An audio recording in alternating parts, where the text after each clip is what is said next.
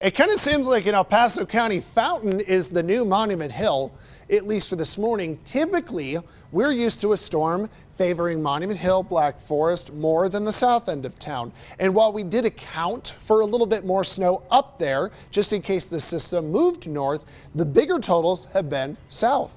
Bill Folsom, our reporter, actually did a good story on this yesterday. He asked me some questions about it. Why would a southerly storm make a difference here? But we've got 2 inches in Pueblo, and we know that Pueblo West 5 inches. And so very different totals depending on your location.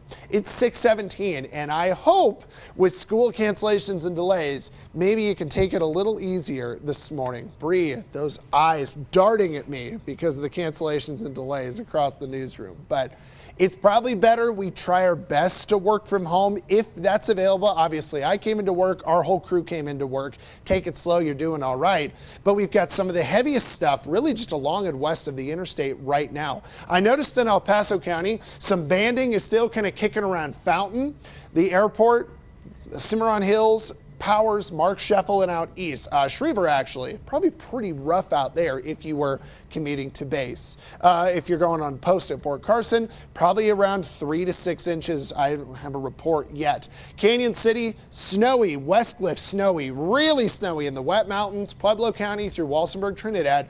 Tons of snow on the ground, and more continues to fall. How much more? This is kind of our best estimate. When we have a storm that takes like a whole day, like a full 24 hours or more to fall, weather modeling always struggles a little bit because it kind of is estimating on its own what's fallen by like 6 a.m.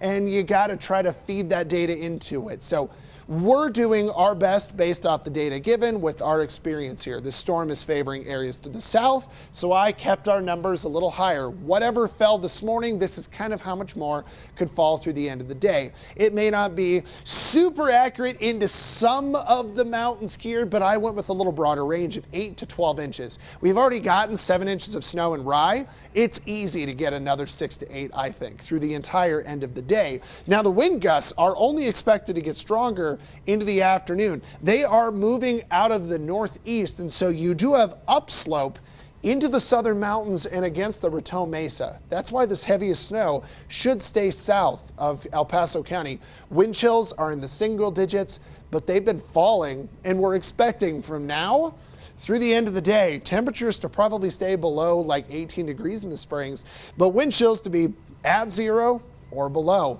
A little bit of improvement Thursday afternoon, but the bigger warmth comes this weekend. In Pueblo, maybe not as dramatically different here, but the wind chills are below 10 most of your day, and we do get warmer tomorrow. Quick look at the Super 7-day forecast. Snow ends tonight in Colorado Springs. Honestly, after 5 or 6, we're probably pretty dry, but it's super cold tomorrow morning, and we have 50s over the weekend. Watch a little snow chance next Tuesday.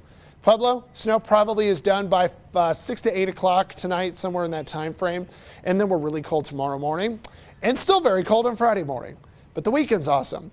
Between 4 to 6, Canyon City, the snow stops, 50s over the weekend, and Woodland Park, probably by 4 or 5 o'clock, snow's done, but it's super cold tonight, maybe some snow Tuesday.